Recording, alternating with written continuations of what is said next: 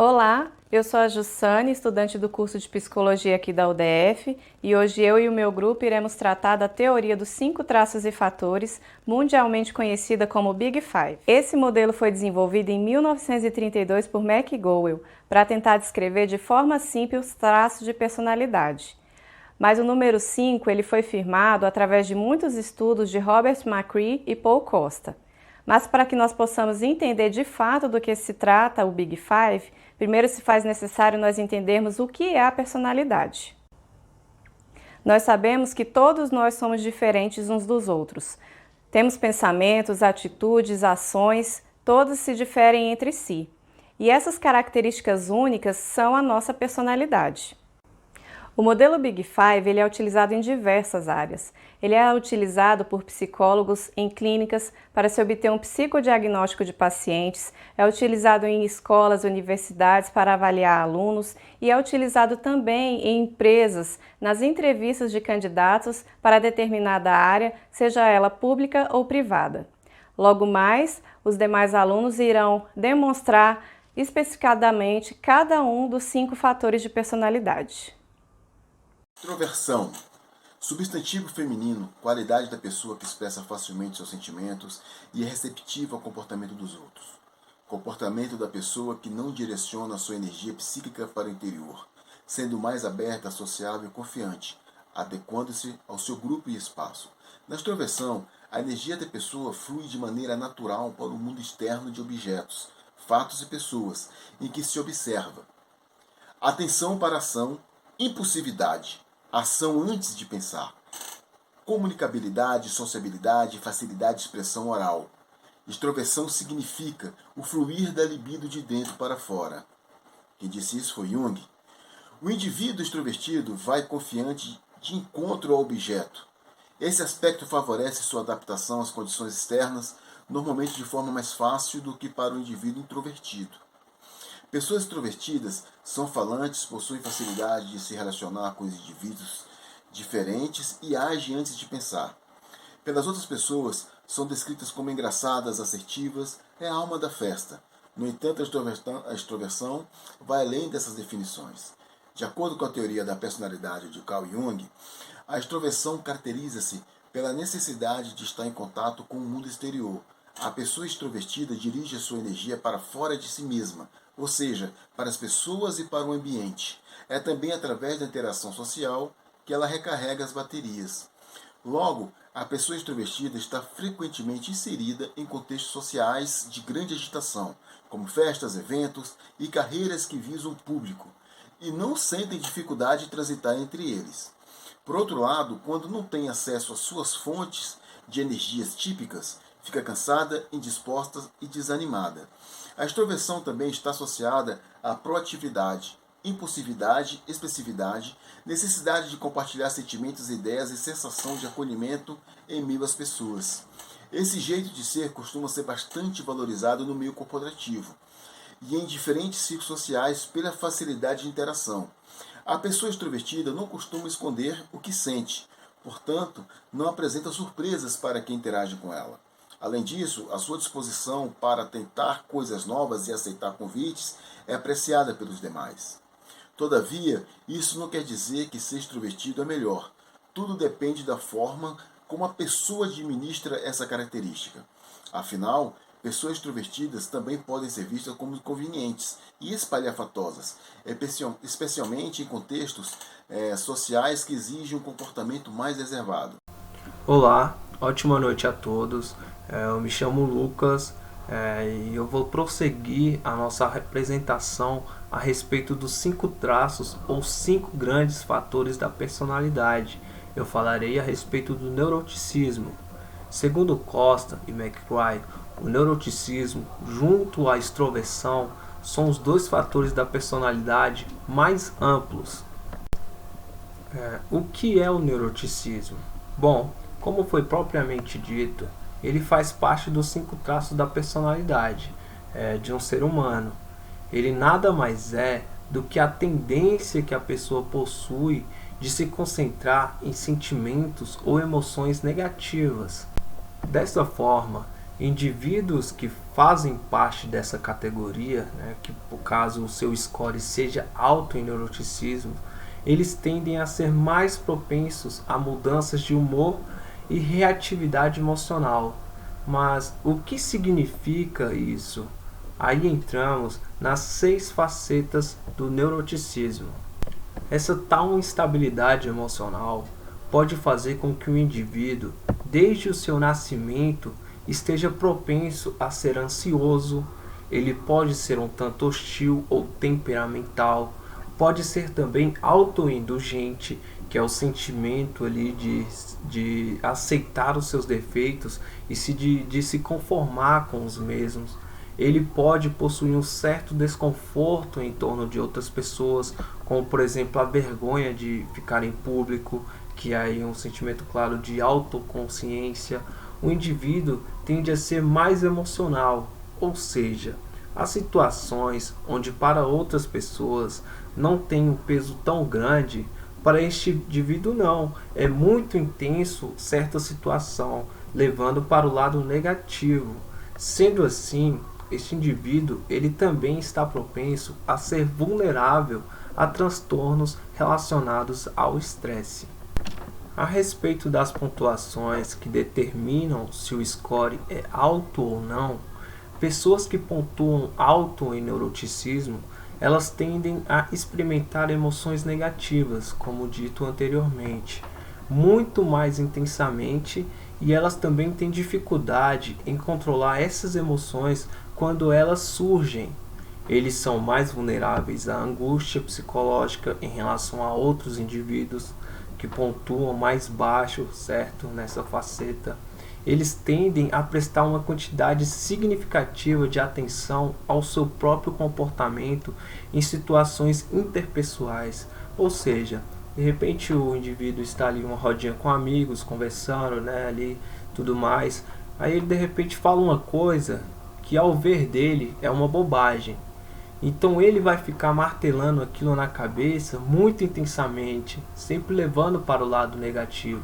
Enquanto às vezes tipo nem era uma coisa tão pesada assim, sabe? Já as pessoas que possuem score baixo em neuroticismo, elas tendem a ser menos reativos emocionalmente. Elas são mais pacíficas e tranquilas e livres dessa tal negatividade. Porém, a não existência do neuroticismo pode não ser tão favorável assim como parece. E também não significa que a pessoa sempre estará livre de emoções negativas, já que vivemos em um mundo onde tudo pode acontecer. Bom, pessoal, boa noite, eu sou a Ana Paula. Eu vou falar sobre o fator abertura a experiências. Bom, o forte desse fator é a novidade, né? É a imaginação, é a visão, é o novo. São novas descobertas, é o anseio em novas experiências. Então, esse fator é ligado, digamos que a pessoas que, por exemplo, vai em um restaurante e pede um prato exótico, pede um prato diferente do que realmente é o padrão, né, normal. Então, assim, às vezes você acha estranho, fala, nossa, eu não faria, eu não comeria. Então, pessoas que elas sentem prazer, elas sentem satisfação em conhecer o novo, né? Então, elas têm essa característica, o forte é a imaginação, é a novidade, é o experimentar, né? Conhecer lugares, pessoas, sabores, locais diversificados, né? Não ter ali só o básico, né? Digamos, é uma pessoa que evita comer sempre arroz com feijão. Tem pessoas que já têm, né? O ponto mais fraco é que se mantém ali diante o básico. Ah, só como ali o arroz e o feijão, para me manter os pés no chão, não me atrevo a arriscar novas experiências. E quem tem esse fator mais aguçado, né, não dá conta, quer sempre novidade, quer coisas novas, né? Então ele enfatiza a arte, a beleza, a criatividade, e isso é uma das principais características.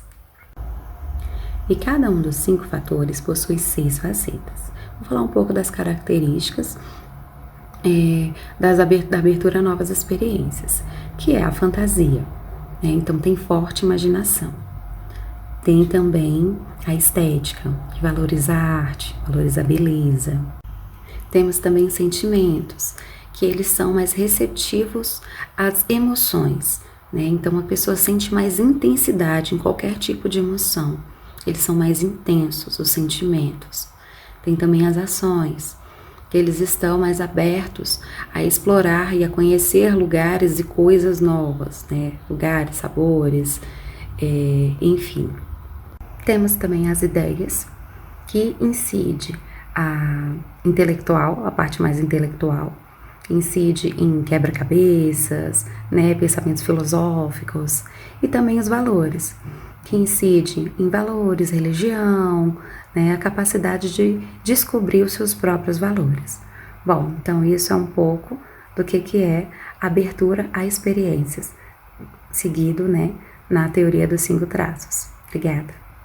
Olá, boa noite. Meu nome é Ana Cristina e irei dar continuidade no tema amabilidade.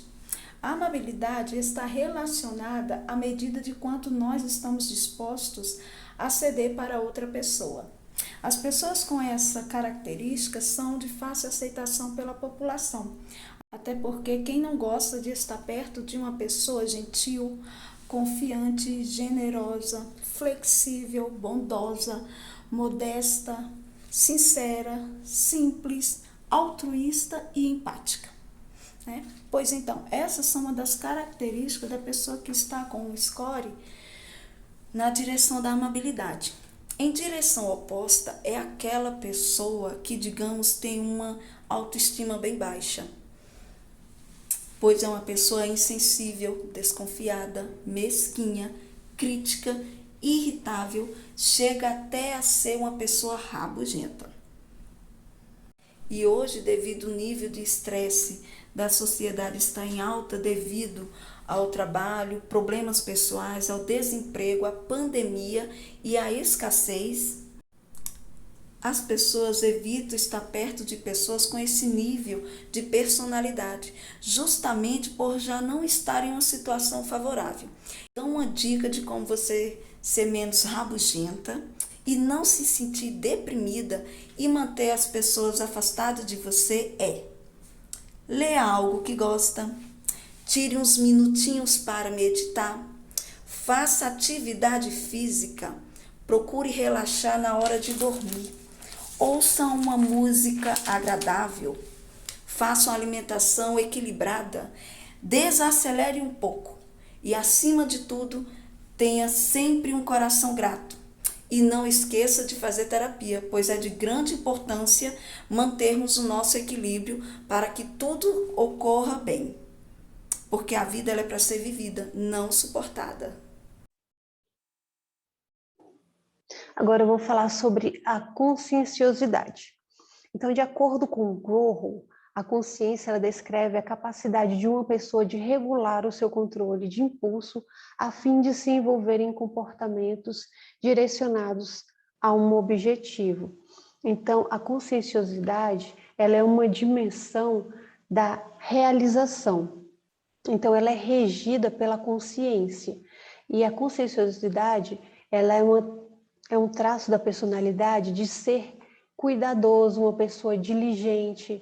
No caso, implica no desejo de executar bem as tarefas, levar a sério as obrigações para com as outras pessoas. Então, pessoas conscienciosas, elas tendem a ser mais eficientes, mais organizadas, em oposição às descontraídas e às desordenadas. Então, a conscienciosidade, ela diz respeito a pessoa se comportar em relações a situações de comprometimento, força de vontade, empenho, alcançar os objetivos, organização e planejamento. Então, esses traços da personalidade, eles se expressam com diferentes níveis. Eles podem ser altos ou baixos. E ele possui 6 facetas. No caso, no próximo slide, eu vou falar sobre essas 6 facetas, né? A primeira dela é a parte da competência. que seria a capacidade de lidar com desafios e a clareza e as dificuldades da vida. A parte da ordem e a organização já é a clareza e a abordagem metódica nas tarefas, a clareza na vida. Já o senso de dever é governado pela consciência que a pessoa é muito dogmática em seus valores. Já na parte da realização e do esforço, é a disposição da pessoa trabalhar duro, né? Aquela pessoa que trabalha muito e ela é fortemente motivada a atingir as suas metas. A parte da autodisciplina, né, que é a capacidade de sentir as tarefas e limitar a distração. E por último, a deliberação, que é a tendência em contemplar cuidadosamente as decisões antes de agir, né? Então, a conscienciosidade, ela possui dois extremos. No caso, a conscienciosidade propriamente dita, né? E as pessoas que têm traços de despreocupação. Então, agora eu vou falar aqui no próximo slide a parte da pontuação alta e da pontuação baixa. Na parte da conscienciosidade, quando a pontuação é alta, são pessoas extremamente disciplinadas, tendência a serem trabalhadoras, organizadas com suas tarefas, gostam sempre de cumprir metas, sempre se planejar, né? Sempre ela está planejando ali o seu futuro, o atingimento de metas, grande virtude e capacidade no foco e na ação. Então, elas não precisam ser cobradas e elas não precisam ser motivadas, porque elas sempre estão se planejando e sempre atingindo essas metas. Em contrapartida, já a pontuação baixa, como a gente falou aqui, que no caso são dois extremos, né? Então, são pessoas mais preguiçosas, que procrastinam, que sempre deixam as coisas para depois, elas sempre precisam de motivação e precisam de cobranças de outras pessoas para executarem o que precisa, e elas preferem ambientes de trabalho com menos regras e mais flexíveis, porque como ela gosta de agir de acordo com o tempo dela, na hora que ela quiser, então ela gosta desses ambientes mais assim. Enquanto a da alta pontuação é tudo planejado, aqui é algo mais espontâneo, né? Então, quando der na telha, eu faço algo. Ou então, quando alguém me cobra ou quando alguém me pressiona na parede, aí eu faço. Então, assim, a alta conscienciosidade, nada no caso, esse desequilíbrio, né? Quando a pessoa é muito conscienciosa ou baixa, o ideal é que se mantenha esse equilíbrio, porque quando você também tem a alta pontuação de conscienciosidade, às vezes a pessoa ela se cobra muito, né? E ela não consegue desfrutar a vida, e quando ela não tem tempo para isso, ela pensa que está procrastinando. Então, deve haver um equilíbrio dessa conscienciosidade. Olá, tudo bem? Meu nome é Werley. Neste momento eu vou concluir o que os meus colegas falaram. Eu vou falar um pouquinho sobre os testes. Os testes são aplicados sobre os fatores comportamentais. Nós sabemos que existem 5 fatores, né, que é o Big Five. E o que esse teste avalia? Como foi falado, o teste avalia a abertura, a conscienciosidade, a extroversão, a socialização e a estabilidade emocional de uma pessoa. Então, esse teste avalia quando você tem um nível alto ou um nível baixo. E como esses 5 traços de personalidade são medidos? As 5 características principais são normalmente avaliadas por meio de vários questionários. Embora esses testes sejam diferentes nos seus termos exatos que usam para cada característica, eles cobrem essencialmente as mesmas dimensões amplas, fornecendo pontuação alta e baixa para cada um dos fatores. E sobre os testes, o que a gente pode falar? Vamos ver modelos a seguir. Com base nas avaliações de uma pessoa para dezenas dessas afirmações, uma pontuação média pode ser calculada para cada uma das 5 características. Mas e aí? O que sua pontuação nos 5 grandes fatores lhe diz? As pontuações em um questionário Big Five fornecem uma noção do quão baixo ou alto uma pessoa avalia, em um contínuo para cada característica, né? O que temos que fazer? O teste, ele compara essas pontuações com uma grande amostra de candidatos. Alguns testes online oferecem uma imagem de como alguém é aberto, consciencioso, extrovertido ou introvertido também, agradável e neurótico em relação aos outros. Abaixo, eu tenho um link, logo mais eu tenho um link de um teste online, onde nós poderemos ver algumas perguntas também. Na tela, nós temos alguns exemplos de pergunta de um determinado teste, sendo este o Big Five Inventory. Eu observo aqui, para a pergunta de mente aberta, ou chamada abertura, a pergunta pode ser: é curioso sobre muitas coisas diferentes. Já para a pergunta sobre conscienciosidade, a pergunta seria: é sistemático? Gosta de manter as coisas em ordem? Na pergunta de extroversão, ele pergunta algo básico: é extrovertido? É sociável? Para a pergunta de gentileza, ele pergunta se você é compassivo, se tem um coração mole. E para a pergunta de neuroticismo, já vem algo como: você é temperamental? Tem oscilações de humor para cima e para baixo?